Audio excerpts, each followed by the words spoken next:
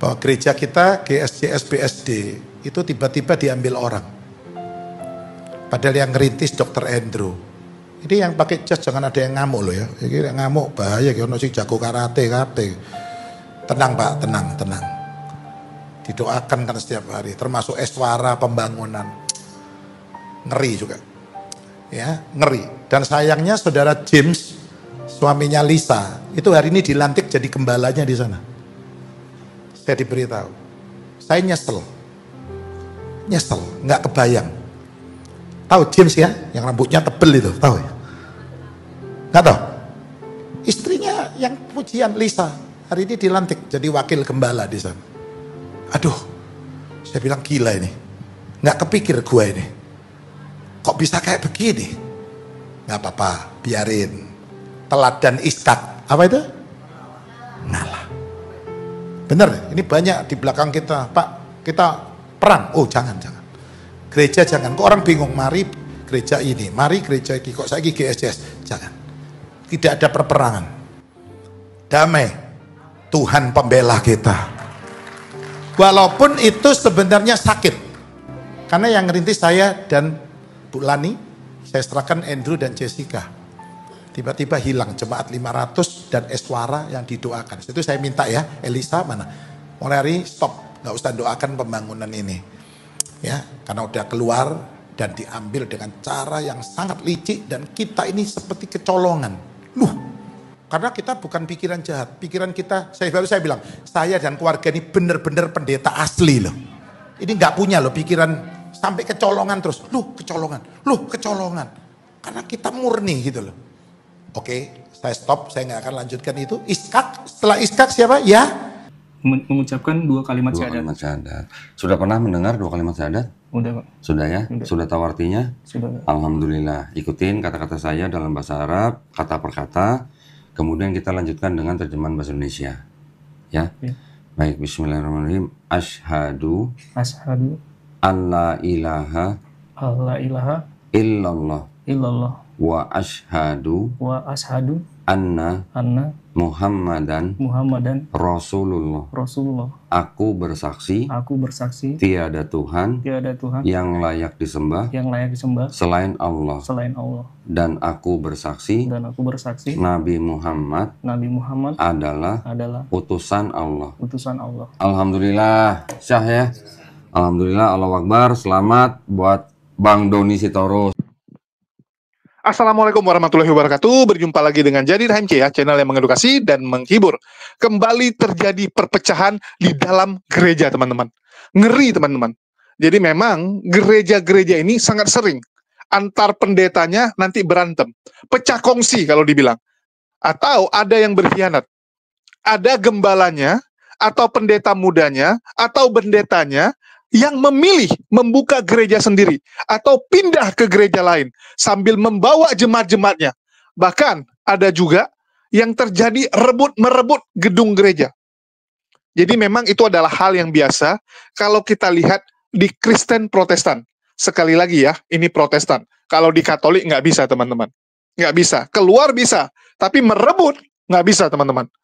Kamu mau keluar dari Katolik, silakan. Pastor, uskup, tidak mau lagi jadi gembala di Katolik, silakan keluar. Tetapi aset tersebut milik Vatikan. Aset gedung gerejanya itu milik Vatikan, nggak bisa kamu rebut. Beda dengan Protestan. Beda, teman-teman. Kalau di Protestan, sering sekali kita melihat saling rebutan. Dan yang terbaru, teman-teman, adalah perseteruan yang terjadi di gereja 1 jam saja. GSJS. Salah satu gereja yang sangat populer sekarang. Karena khotbah-khotbahnya diisi oleh pendeta-pendeta yang dianggap jago motivasi. Jago dalam berbicara. Ini salah satu gereja yang sedang tren, teman-teman. Sedang terkenal, sedang naik daun kalau dibilang. Dan sekarang gereja tersebut sedang pecah. Lagi ribut. Sinode pusatnya ada di Surabaya. Ini adalah gereja yang sangat berkembang, teman-teman. Dan kali ini sedang terjadi perseteruan di dalamnya, bahkan sampai sudah masuk ke dalam kasus hukum. Ributnya itu udah masuk hukum, teman-teman. Udah pakai pengacara nih. Kenapa bisa pakai pengacara? Karena mereka bukan ribut, sekedar ribut baik-baik. Enggak. bukan ribut di belakang layar saja, tapi ribut mereka itu dibawa, disampaikan kepada jemaat. Biasanya gereja ribut itu wajar. Saya lihat banyak gereja Protestan tuh yang saling berantem, saling ribut, tapi mereka biasanya selesaikan di belakang. Karena kalau diumbar ke publik, dua-duanya rugi, teman-teman. Jangan berpikir, wah, saya minta dukungan nih dari jemaat. Saya lawan pendeta yang A, saya lawan pendeta B, minta dukungan jemaat. Anda pikir jemaat akan dukung? Enggak, yang ada jemaat akan meninggalkan kedua gereja tersebut, akan meninggalkan kedua kubu yang sedang berseteru. Kan begitu. Jadi biasanya mereka ribut ya udah di belakang. Sudah banyak yang seperti itu, teman-teman. Sudah banyak. Tetapi yang ini dia umbar ke publik. Dia sampaikan di khotbahnya. Dia jelek-jelekkan pendeta lain di tengah khotbahnya. Luar biasa. Dan kita coba dengarkan dulu perseteruannya, teman-teman ya. Jadi dalam internal gereja GSJS mulai tercium oleh media dan jemaat saat pendeta senior yakni Pastor Samuel Gunawan yang dalam khotbahnya mengungkapkan pernyataan yang itu dianggap hoaks atau fitnah bagi pendeta GSJS lainnya yang ada di cabang yakni GSJS yang dibuka di BSD Tangerang. Dari pernyataan beliau mengatakan kalau GSJS BSD diambil orang lain. Dari pernyataan pendeta Samuel Gunawan ini kemudian memicu atau membuat perpecahan itu mulai terjadi. Berikut ini cuplikan pernyataan dari pendeta Samuel Gunawan yang dikutip dari YouTube BSD Channel. Bahwa gereja kita GSJS BSD itu tiba-tiba diambil orang. Padahal yang ngerintis Dr. Andrew. Ini yang pakai jas jangan ada yang ngamuk loh ya. Ini ngamuk bahaya, kalau si jago karate. Tenang Pak, tenang. Didoakan kan setiap hari, termasuk Eswara pembangunan. Ngeri juga. Ya, ngeri. Dan sayangnya saudara James, suaminya Lisa, itu hari ini dilantik jadi gembalanya di sana. Saya diberitahu. Saya nyesel, nggak kebayang. Tahu James ya, yang rambutnya tebel itu, tahu ya? Nggak tahu? Istrinya yang pujian Lisa, hari ini dilantik jadi wakil gembala di sana. Aduh, saya bilang gila ini, nggak kepikir gue ini. Kok bisa kayak begini? Nggak apa-apa, biarin. Teladan Ishak, apa itu? Ngalah. Bener, ini banyak di belakang kita. Pak, kita perang. Oh jangan. Gereja jangan. Kok orang bingung, mari gereja ini, mari gereja ini. Kok saya GSJS? Jangan. Tidak ada perperangan. Damai. Tuhan pembela kita. Walaupun itu sebenarnya sakit. Karena yang ngerintis saya dan Bu Lani, saya serahkan Andrew dan Jessica. Tiba-tiba hilang jemaat 500 dan Eswara yang didoakan. Itu saya minta ya, Elisa mana? Mulai hari stop, nggak usah doakan pembangunan ini. Ya, karena udah keluar dan diambil dengan cara yang sangat licik dan... Dari pernyataan pendeta Samuel Gunawan ini kemudian ditanggapi oleh pendeta Budi Sugandi yang selama ini dipercayakan untuk mengembalakan GSJS BSD. Pendeta Budi Sugandi yang merasa difitnah oleh pernyataan pendeta Samuel Gunawan ini kemudian membuat press release dengan menggandeng 3 pengacara dan juga didampingi tim pengembalaan di GSJS BSD. Berikut ini sedikit potongan penjelasan dari pendeta Budi Sugandi. Bapak Budi Sugandi Ketemu kemarin, tapi saya tahu dia seorang pengusaha yang hatinya hati pendeta. Tepuk tangan. Banyak pendeta hatinya itu yang berbahaya. Akhirnya cu Yesus, bisnis gereja, Pak Budi Sugandi akan dipakai Tuhan mendukung GSJS. Jadi gembala di GSJS BSD Bumi Serpong. Kemarin dengan Ibu saya ditunjukkan dan doakan untuk rencana rooftop. Ku percaya akan tiada yang mustahil. Oh Tuhan, segala perkara dapat Kau lakukan. Amin. Dan tanganmu sedia. Saya boleh undang Ibu Budi Sugandi. Shalom. Salam damai sejahtera buat kita semua. Terima kasih untuk tim dari Laupung saya yang sudah hadir pada hari ini. Ya, saya sedikit mau menceritakan tentang kronologis saya masuknya di GSJS, khususnya yang ada di GSJS Jakarta, yang cabangnya ada di BSD. Pada bulan Oktober, saya ada berkunjung ke GSJS, tepatnya di MOI, di mana waktu saya berkunjung di jam ibadah hari Minggu, saya diminta oleh Pastor Andrew untuk pimpin doa minggu depannya. Saya menjelaskan bahwa saya pejabat di gereja saya dan saya terima kasih.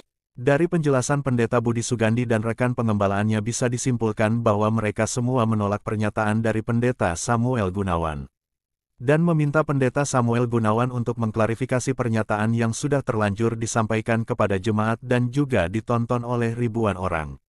Jika kamu mau mendengarkan penjelasan Pendeta Budi Sugandi dan tim secara keseluruhan, link videonya sudah kami siapkan di kolom deskripsi.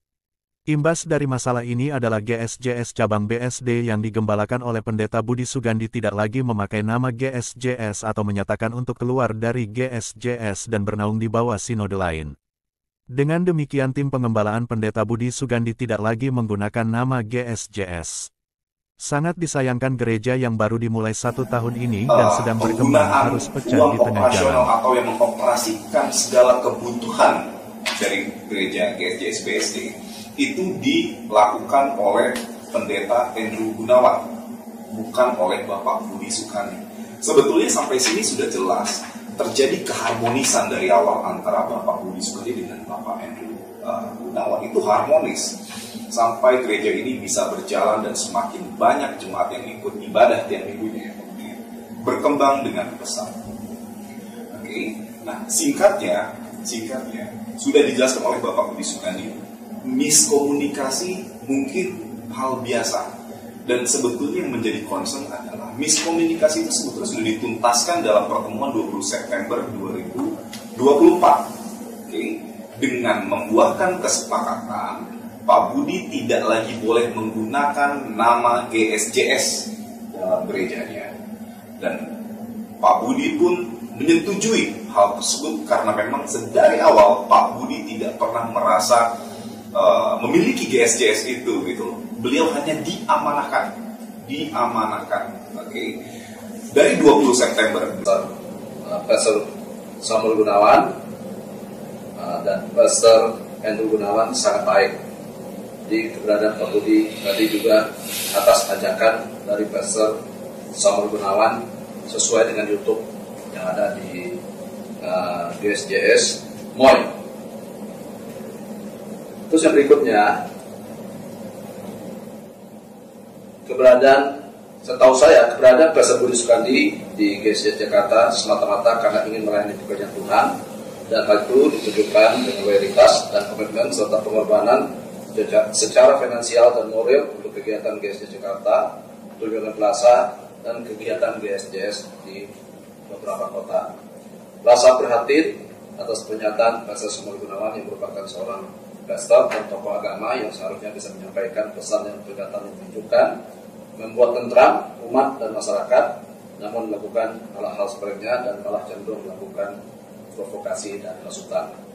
Oleh penjelasan dan klarifikasi dan pernyataan sikap ini, kami berharap semua polemik, perdebatan dan isu berkaitan dengan perubahan dan peralihan manajemen dari GSJS BSD ke GBT BSD Church yang dikembangkan oleh pihak-pihak tertentu yang tidak bertanggung jawab, baik melalui media sosial maupun media lain, supaya dihentikan demi menjaga ketenangan umat dan supaya tidak menodai kesucian ajaran agama Kristen dan demi menjaga kewibawaan lembaga gereja. Terlepas dari semua yang sudah terjadi, kami mengajak semua pihak untuk berfokus pada pelayanan kepada umat masing-masing tanpa ada melakukan hal-hal yang merugikan dan menghambat pekerjaan Tuhan di pihak manapun. Ya, saya sekali lagi meminta kepada Pastor Samuel Gunawan, Pastor Lani Gunawan. Ngeri teman-teman ya, ngeri. Karena memang motivasinya itu adalah uang. Bahkan sekarang sudah melibatkan Gereja Mawar Sharon, teman-teman. Gereja Mawar Sharon mengambil alih salah satu gedung GSJS. Ini panjang, nanti kita akan buat konten khusus mengenai perseteruan yang terjadi di dalam gereja 1 jam ini. Jadi kalau teman-teman mau tahu ya GSJS itu apa, GSJS itu sebuah gereja yang cukup terkenal karena salah satu pendirinya adalah Pastor Michael Gunawan, pastor yang ternyata adalah Oneness, ya. Itu adalah pastor yang terkenal, Michael Gunawan, yang sering ikut dengan Gilbert Lumondong. Salah satu murid, ya kalau saya bilang ini salah satu murid dari Gilbert Lumondong, salah satu pendeta muda yang lagi naik daun, lagi terkenal karena keren, ya karena dianggap cara ibadahnya, dia punya khotbah, itu keren-keren. Jadi lagi terkenal. Dan keluarga mereka di dalam itu juga banyak sekali, ya keluarga mereka, dan ini perseteruannya makin hari makin panas, teman-teman. Makin panas. Ya bagi teman-teman yang dari luar mungkin nggak tahu, tapi yang jemaat itu tahu betul bagaimana perpecahan di gerejanya. Bahkan dibilang ada konspirasi. Konspirasi dalam merebut gereja tersebut. Bukan dengan cara baik. Bukan dengan cara baik, teman-teman. Kalau masalah harta, oke lah. Hitung-hitungan pisah. Ini enggak. Ada konspirasi-konspirasi. Dan ini memang sudah disampaikan berkali-kali. Sudah dikatakan berkali-kali. Kalau mereka-mereka ini cuman nyari duit. Cuman nyari duit. Kalau kita lihat positifnya, teman-teman. Kita lihat positifnya, berkat perseteruan mereka, berkat ribut-ribut mereka, akan banyak orang tersadarkan. Itu poin pentingnya. Kalau bagi kita kan orang luar. Banyak yang bilang ngapain juga dibahas. Yes. Kita nggak peduli dengan perseteruan mereka. Tapi ini kita sampaikan demi tujuan edukasi. Tujuan kita adalah edukasi dan memberitahukan kepada khalayak ramai bahwa orang yang kalian anggap sebagai pembuka agama yang baik, orang yang bisa menuntun kalian, itu semua gara-gara uang kok. Semua gila uang. Jadi tujuan kita adalah menyadarkan. Kita bukan sedang mau membahas internal ataupun masalah orang-orangnya, enggak. Kita harus ambil satu hikmah dari kejadian ini. Dan memang gereja-gereja tersebut, itu biasanya ribut ya karena uang, teman-teman. Udah biasa itu. Yang beda gereja berebut jemaat. Yang satu gereja pingin dapat duit lebih banyak. Pendeta satu iri dengan pendeta yang dua. Karena mereka merasa, loh kita kan satu sinode, loh kita kan satu gereja. Kok pendapatannya beda? Ini ribut karena pendapatan, teman-teman. Nyantai. Toh kalau Tuhan sudah patok orang bergereja di sini, alat tarik ke sini. Kalau sudah patok ke sana, alat tarik ke sana. Biasa aja. Ini bukan perusahaan pribadi. Ini gereja, tempat memuliakan Allah dan memperbaiki orang-orang kotor. Saya lihat kadang-kadang gereja. Saya dengar dari pendeta tertentu. Satu gereja dibuka, pendeta lain sewa orang beda agama, suruh tutup gereja itu. Pendeta setan itu. Kurang ajar pendeta begitu, preman itu pendeta. Dia mau dia berkuasa sendiri, pendeta hati setan. Sorry to say. Bukan lagi mencari jiwa, mencuri jiwa. Saya katakan dari mimbar ini, semoga ada yang mendengar. Ngeri loh, ngeri. Ya, bayangkan gereja yang sudah ada disuruh pergi karena ada gereja yang mau buka. Buka dong gereja di Papua sana, kita dukung bareng-bareng, amin. Ya, depan udah ada gereja, buka di depannya, depan-depanan. Bahkan ini tempat yang sudah ada gereja, suruh pergi karena ada satu gereja yang lebih buka, yang lebih berkuasa. Saya tuh hati saya, biar nggak apa-apa saya curhat di sini. Mumpung ini tayang di DB TV biar semuanya nonton di DB Restoration. Apa sih yang kita cari? Apa sih yang hamba-hamba Tuhan cari? Apa sih yang orang Kristen cari? Toh pada akhirnya kita semua akan berdiri di hadapan tahta pengadilan Kristus. Kalau memang tujuannya cari jiwa, kenapa harus seperti itu? Sedih loh saya tuh. Sampai mau tidur tuh saya kepikiran. Ya sampai saya bilang sama suami saya mau syuting di YouTube. Saya mau ngomong soal ini. Saya mau sebut nama itu pendeta. Suami saya bilang, sabar say, jangan. Jadi pendapatan inilah biang keroknya. Ngeri. Beda pendapatan. Dan nanti kita akan bahas lebih dalam. Saya sebenarnya pengen ngundang jemaatnya sih. Ya, saya mau ngundang jemaatnya ataupun orang terdekat dari pester-pester yang ada di gereja 1 jam saja, supaya kita ajak bicara, supaya kita tanya langsung. Karena kalau saya ngomong, biasanya Laskar Polikardus, biasanya teman-teman Kristen nanti bilang, wah itu kan tendensi, padahal enggak. Kalian boleh cek, di setiap konten saya nggak pernah ada tendensi subjektivitas, nggak ada. Saya selalu menilai dengan cara objektif. Saya selalu memberikan data sesuai apa adanya. Walaupun yang saya bahas mungkin pernah ada konflik dengan saya secara pribadi. Tapi saya selalu berusaha untuk objektif. Saya ambil contoh. Saat membahas pendeta mampet ya mampet. Kita tahu bagaimana mampet ya mampet itu begitu benci kepada saya. Bahkan melaporkan saya berjilid-jilid. Melaporkan saya kepada pihak kepolisian. Apakah saya dendam? Enggak. Saat saya bahas dia, kalau yang dia lakukan benar, saya katakan benar. Beberapa kali ya, saya bilang statement dia benar. Bukan saya mau muji dia. Enggak. Tapi memang apa yang dia lakukan ya benar gitu. Saya selalu objektif. Dan dalam hal ini, kita ambil hikmah ya teman-teman. Berkat ribut-ributnya gereja tersebut, makin banyak orang tersadarkan. Makin banyak jemaatnya lihat, ternyata pendeta saya cuma nyari duit. Ternyata gereja saya ini hanya ingin perpuluhan dari saya. Nah, ini yang penting. Dari situlah makin banyak orang bertobat. Dan salah satunya adalah Bang Doni Sitorus. Bang Doni Sitorus ini bingung gitu. Ini kok mau bergereja susah sekali gitu. Gereja A, ya, nanti nggak terima saya datang. Karena dianggap saya bukan jemaat sana. Saya nggak ngasih perpuluhan di sana, disindir. Disindir. Sering ya, ada orang-orang yang disindir gara-gara apa? Kamu ngasih perpuluhan persembahan di mana, tapi kalau minta tolong di gereja ini. Nggak akan diterima, teman-teman. Nggak akan diterima. Biasa itu. Ada juga yang rebutan. Rebutan jemaat, karena jemaatnya orang kaya. Itu biasa. Kalau yang jelek-jelek ditolak-tolak. Tapi kalau yang bagus, wah berebut mereka. Berebut. Nah, itu yang terjadi, dan inilah yang membuat Bang Doni Sitorus, ya, Bang Doni Sitorus akhirnya memutuskan, ya udahlah, mending saya jadi mualaf saja. Setelah dia lihat bahwa, wah ini nampaknya buatan manusia nih, nggak mungkin dari Tuhan membuat perpecahan, nggak mungkin dari Tuhan itu isinya baku hantam, ribut, nggak mungkin. Ini bukan dari Tuhan, ini dari manusia.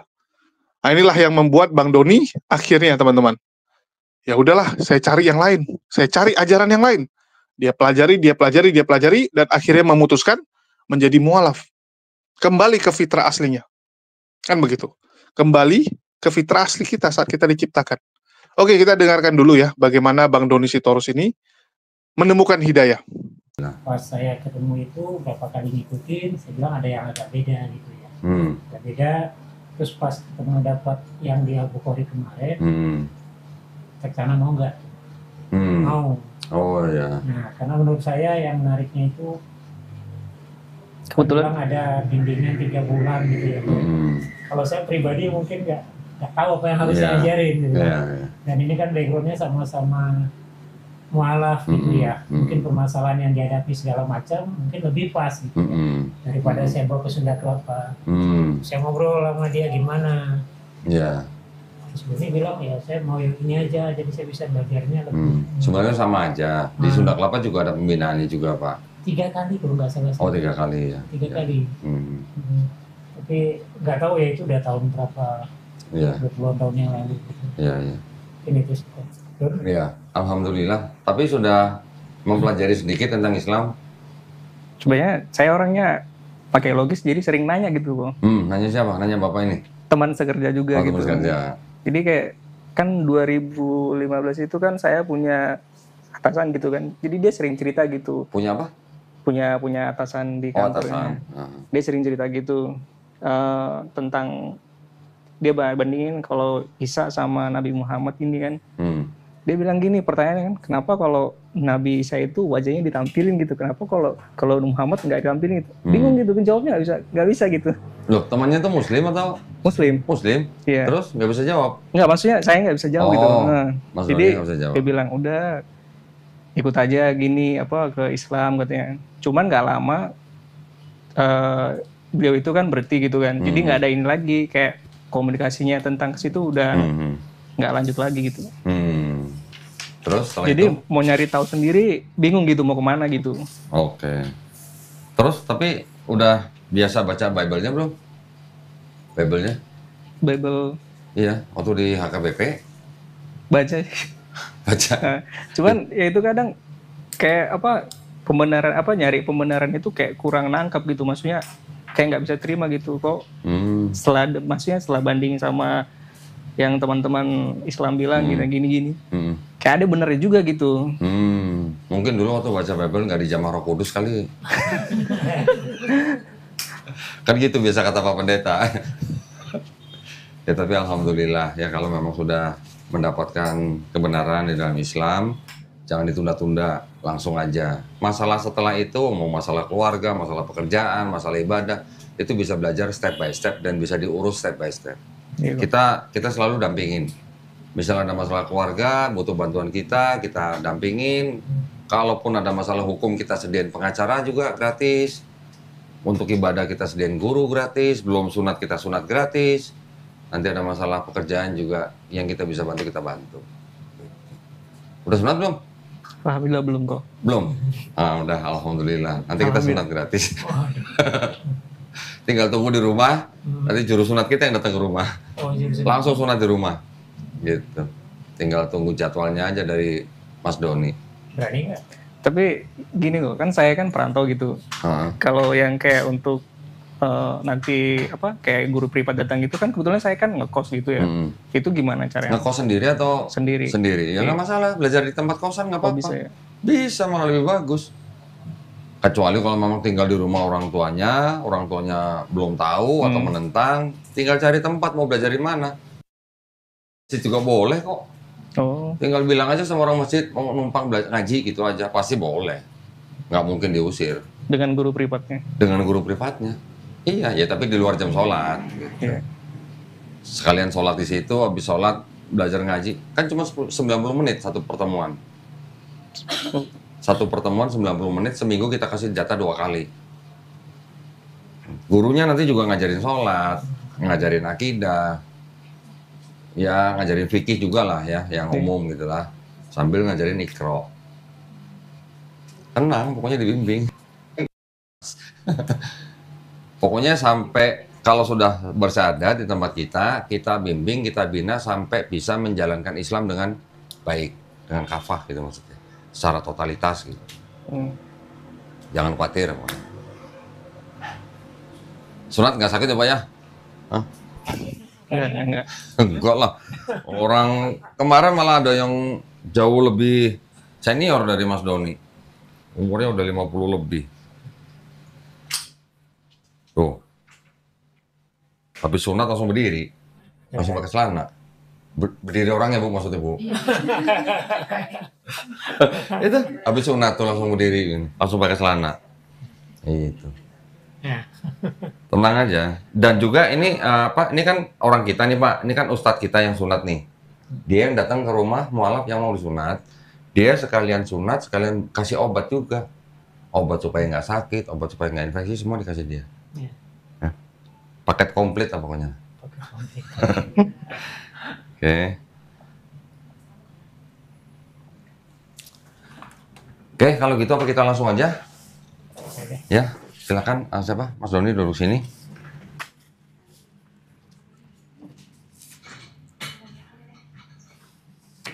Ya, ini sudah disiapkan surat pernyataan memeluk agama Islam.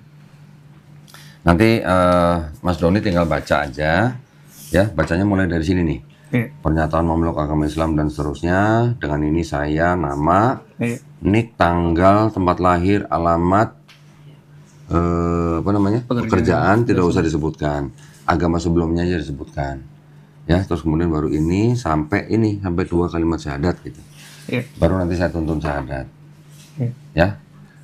Coba dibaca, ada yang salah nggak tulisannya? Tanggal lahirnya atau apa? Benar. Benar? Sudah benar? Lahirnya di ini ya, betul ya? Riau. Oke. Lo ini asli Riau atau asli Sumatera Utara? Bapak itu sama ibu itu perantau dulu. Oh, merantau ke Riau. Oke. Ini Riau maksudnya provinsi Riau atau kota Riau? Sebenarnya di Dumainya sih. Oh, di Dumai. Cuman waktu itu kan dibikin di dokumen itu di Riau. Oke. Tulisannya memang Riau gitu ya. Sebentar, kalau nggak salah KTP-nya, fotonya juga sudah dikirim ke saya.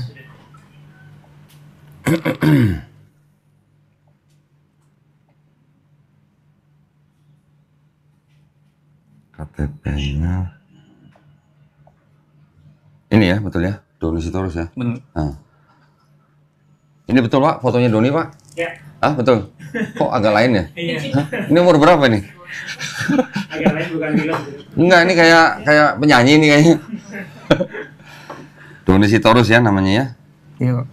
Ini KTP-nya memang belum Jakarta? Tadinya sih udah KTP Bogor, cuman waktu itu kan COVID itu kan pindah ke pulang kampung gitu. Jadi diubah lagi gitu. Oh, jadi balik sempat KTP Bogor sih. Oke. Ini agama sebelumnya Kristen Pak ya, betul ya? Baik. Nah, nanti kalau mau rubah keterangan di KTP gimana? Balik lagi. Pematang Siantar? Iya. Oh, gitu. Dia sudah minta izin sama Bapak Ibu. Oke. Oh, Bapak Ibunya sudah tahu? Alhamdulillah. Mau masuk Islam sudah tahu? Betul. Responnya gimana? Sebenarnya kalau dari background Bapak itu sebenarnya Muslim. Oh gitu? Iya, terus? Cuman nikah sama ibu masuk Kristen. Oh, ibu dulunya Kristen? Bapak yang ikut ibu. Iya, maksudnya ibunya dulu Kristen? Kristen. Sampai sekarang. Sampai sekarang. Bapaknya dulu Muslim? Iya. Terus nikah sama ibu masuk Kristen? Iya. Sampai sekarang mereka Kristen? Iya. Oke. Cuman kalau untuk masalah kayak pilihan ini, Bapak sih bilang nggak ada memberatkan sih, itu keputusan katanya. Bebas. Iya. Oke. Yang penting dijalani gitu. Oke, alhamdulillah. Berarti kalau begitu tidak ada masalah ya dengan orang tua ya. Iya Pak. Walaupun Doni untuk masuk Islam itu tidak perlu minta izin ke orang tua. Iya. Ya, minta izinnya cuma sama Allah Subhanahu wa taala aja. Iya Pak. Ya. Iya. Jadi kalau hari ini mau bersyahadat berarti sudah diizinkan sama Allah Subhanahu wa taala. Ya, iya, karena yang bisa membolak-balikan hati manusia cuma Allah Subhanahu wa taala. Bukan orang tua, bukan saya, bukan teman-teman kantor. Ya. Iya Pak. Baik, alhamdulillah ya. Kalau gitu kita mulai ya. Iya Pak. Bismillahirrahmanirrahim. Assalamualaikum warahmatullahi wabarakatuh. Alhamdulillahirrabbilalamin. Wassalatu wassalamu ala rasulillah. Pada malam hari ini di depan saya ada seorang pemuda bernama Doni Sitorus, betul ya? Menyatakan niatnya untuk memeluk agama Islam, betul ya? Betul. Nah, saya nanti akan membimbing syahadat Doni Sitorus, dan juga nanti setelah menjadi bagian daripada Geraha Mualaf Jakarta, kita nanti akan masukkan Doni ke dalam program-program pembinaan mualaf di tempat kami, ya. Siap. Sebelum bersyahadat, saya ada beberapa pertanyaan, walaupun di sini mungkin ditulis, tapi saya ingin bertanya untuk memastikan apakah saudara Doni Sitorus ini mau memeluk Islam hari ini atas kemauan sendiri atau ada yang memaksa? Atas kemauan sendiri. Kemauan sendiri ya? Kemauan sendiri. Alhamdulillah. Nggak ada yang merayu-rayu? Nggak ada. Mengintimidasi? Nggak ada ya? Nggak. Alhamdulillah. Tadi sudah cerita bahwa orang tua sudah mengetahui dan memberi kebebasan kepada Doni ya, untuk memeluk agama Islam. Alhamdulillah, berarti tidak ada masalah dengan orang tua. Berikutnya di dalam Islam itu ada syariat-syariat. Setelah bersyahadat itu ada syariat wajib yaitu sholat, zakat, puasa, dan haji jika mampu. Ya, apakah Doni Sitorus berjanji untuk melaksanakan syariat-syariat tersebut? Insya Allah. Insya Allah, udah bisa ngomong insya Allah, keren. Alhamdulillah. Berarti kalau gitu kita langsung aja segerakan. Bang Doni tolong baca ya dari sini tadi yang saya sudah kasih tahu. Nanti setelah itu baru saya tuntun 2 kalimat syahadat. Silakan. Di sebelum baca dimulai dengan Bismillahirrahmanirrahim. Bismillahirrahmanirrahim. Ya, silakan. Pernyataan memeluk agama Islam. Sesungguhnya agama yang diridhoi di sisi Allah hanya Islam. Surah Ali Imran ayat 19. Dengan ini saya nama Doni Sitorus, nomor induk KTP. Nggak usah. Langsung aja agama sebelumnya. Agama sebelumnya Kristen. Dengan kesadaran dan keikhlasan sendiri menyatakan memeluk agama Islam dengan mengucapkan kalimat syahadat. Mengucapkan 2 kalimat syahadat. 2 kalimat syahadat. Sudah pernah mendengar 2 kalimat syahadat? Udah Pak. Sudah ya? Sudah tahu artinya? Sudah. Alhamdulillah. Ikutin kata-kata saya dalam bahasa Arab, kata per kata. Kemudian kita lanjutkan dengan terjemahan bahasa Indonesia. Ya? Baik, bismillahirrahmanirrahim. Asyhadu Asyhadu an la ilaha illallah illallah illallah wa ashhadu anna Muhammadan Rasulullah. Aku bersaksi tiada Tuhan yang layak disembah selain Allah. Dan aku bersaksi Nabi Muhammad adalah utusan Allah. Alhamdulillah, syah ya. Alhamdulillah, Allahu Akbar. Selamat buat Bang Doni Sitorus. Saya mau peluk saudara saya yang baru dalam seiman ya. Mudah-mudahan istiqomah. Ya. Silakan teman-teman di sini yang mau kasih ucapan selamat buat Bapak aja. Yang ibu-ibu jangan pelukan Ibu ya. Alhamdulillah. Alhamdulillah. Selamat ya. Mau ganti nama nggak? Mau ditambahin atau ganti nama nggak? Kalau namanya tidak mengandung kesyirikan tidak perlu ganti nama. Tapi kalau mau nama tertentu di dalam Islam yang artinya sangat baik boleh.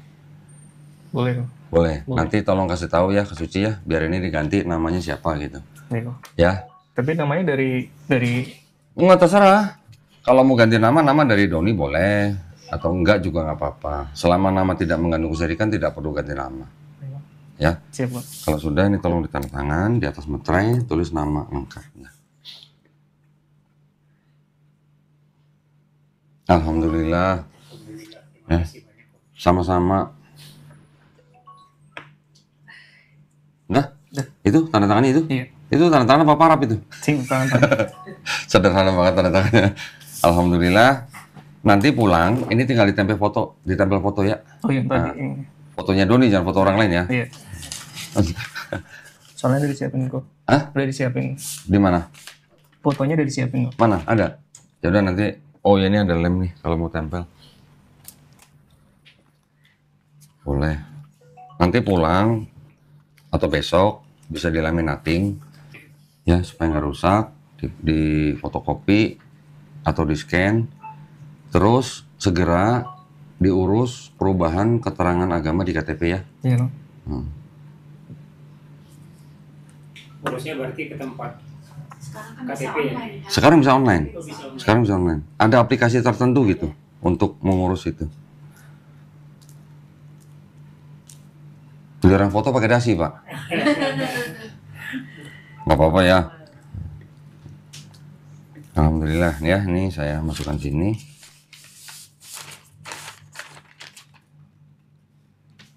Kalau komunikasi berikutnya langsung. Nanti dengan Suci. Iya, dengan Suci ya. Ini saya berikan. Oh ya, minta sarung. Ada sarung sekarang. Nah, dapat sarung nih.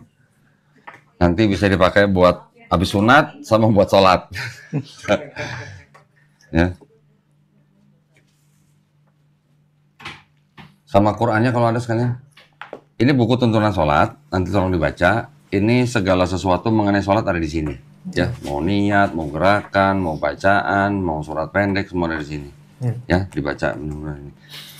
Terus kemudian juga ini ada sejumlah uang, jangan dilihat jumlahnya. Ini adalah zakat yang memang khusus untuk orang-orang yang baru masuk Islam.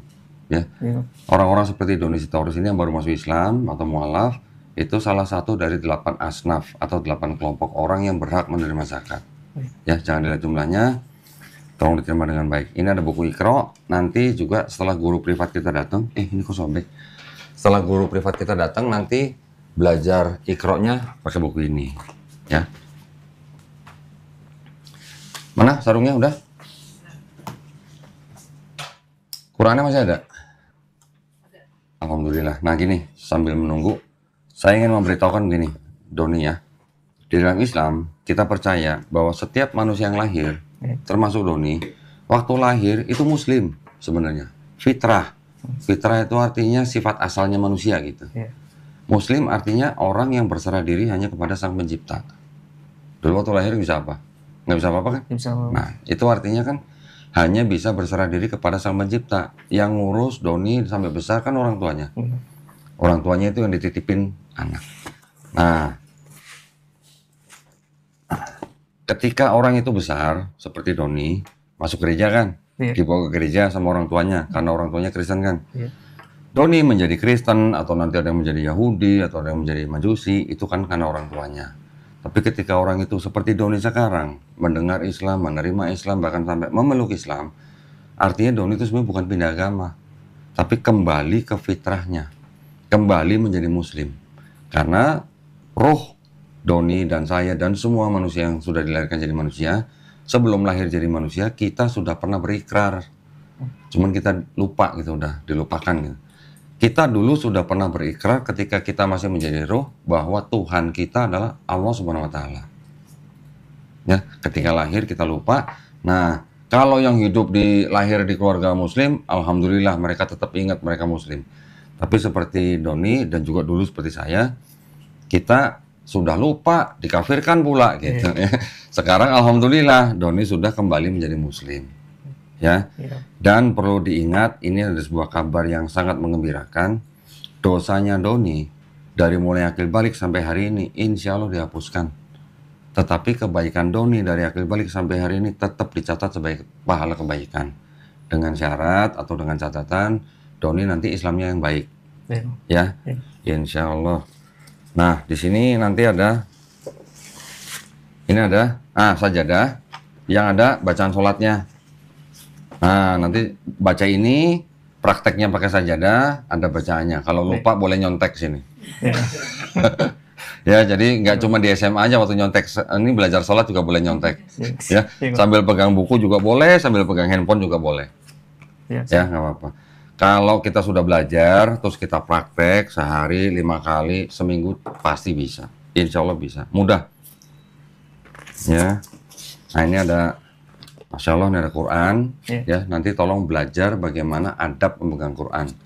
Seorang Muslim sebelum pegang Quran untuk laki-laki wajib wudhu dulu, ya. Nah, ini masih ada plastiknya sih, tapi dipelajari ya. Ini ada sarung dari Cap Mangga. Nah, ini Masya Allah sarung ini dikirim oleh penonton channel Donitan. Saya nggak tahu namanya siapa, dia nggak tulis namanya, dia pokoknya cuma kirim sarung buat orang yang masuk Islam katanya. Ya, alhamdulillah kita serahkan ke Doni. Ini bukunya saya masukin. Nanti teman-teman juga pasti ngajarin sholat atau apa gitu, pasti ngajarin. Kalau nggak tahu, jangan sungkan-sungkan bertanya. Ya. Oke, tolong diterima. Begitu, terus cukup ya, saya sudah informasi semua ya. Nanti hubungin Suci lagi ya. Kasih tahu saya mau sunat tanggal berapa, hari apa, alamat saya di sini.